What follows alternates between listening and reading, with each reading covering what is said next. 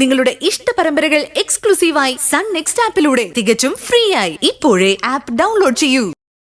പക്ഷെ ഇമോഷണലി ഇതെങ്ങനെ ഹാൻഡിൽ ചെയ്യേണ്ടെന്ന് എനിക്ക് അറിയില്ല. ഇപ്പൊ നീ എന്നിട്ട് ഇത്രയ്ക്ക് വിഷമിക്കാൻ നിൽക്കുന്നേ? ഞാൻ ഇപ്പൊ തന്നെ ബോസിനെ വിളിച്ചിട്ട് പറയട്ടെ, എനിക്ക് ജോലി വേണ്ട, തൽക്കാലം എനിക്ക് പോവാൻ തോന്നുന്നില്ലെന്ന്. അതൊന്നും വേണ്ട നന്ദ. ഇതിലാണ് നമ്മുടെ രണ്ടുപേരുടെയും ഫ്യൂച്ചർ തന്നെ ഉള്ളത്. ആ ഫ്യൂച്ചറിന് വേണ്ടി ഇപ്പൊ നിന്നെ കരയിച്ചിട്ട് ഞാൻ ഇവിടുന്ന് പോണെന്നാണ് പറയുന്നത്. എന്നെ കൊണ്ട് അതിന് പറ്റില്ല അനാമിക. അതും എന്റെ മുമ്പിൽ നീ ഇങ്ങനെ കരഞ്ഞുകൊണ്ട് നിൽക്കുമ്പോ എനിക്ക് സഹിക്കാൻ പറ്റുന്നില്ല. ഞാൻ എങ്ങനെ സന്തോഷമായിട്ട് ഇവിടുന്ന് പോകും? ശരി, ഇപ്പൊ എന്താ വേണ്ടത്? നിന്നെ ഞാൻ സന്തോഷത്തോടെ യാത്രയാക്കണം, അത്രയല്ലേ ഉള്ളൂ.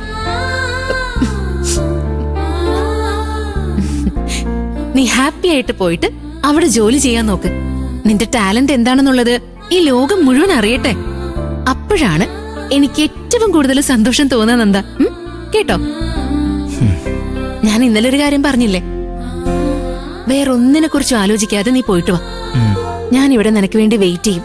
അത് 6 മാസമല്ല, 6 വർഷം ആയാലും ഞാൻ നിനക്ക് വേണ്ടി കാത്തിരിക്കും. മനസ്സിലായോ?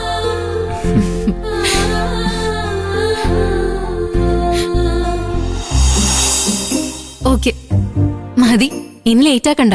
എയർപോർട്ടിലേക്ക് പോവാൻ നോക്ക്. ഞാൻ ഒറ്റയ്ക്കോ? അപ്പൊ നീ വരുന്നില്ലേ? ഞാൻ വന്നാ ശരിയാവില്ല. അതിന്റെ കാരണം എന്താ?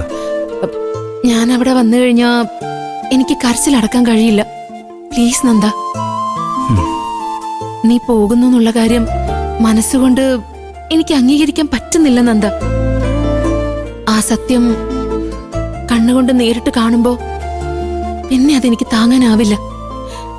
അതുകൊണ്ടാണ് നന്ദ ഞാൻ പറയുന്നത്, എന്റെ കണ്ണീരോടെ എനിക്ക് നിന്നെ യാത്ര അയക്കാൻ പറ്റില്ല. നീ സന്തോഷമായിട്ട് വേണം പോവാൻ.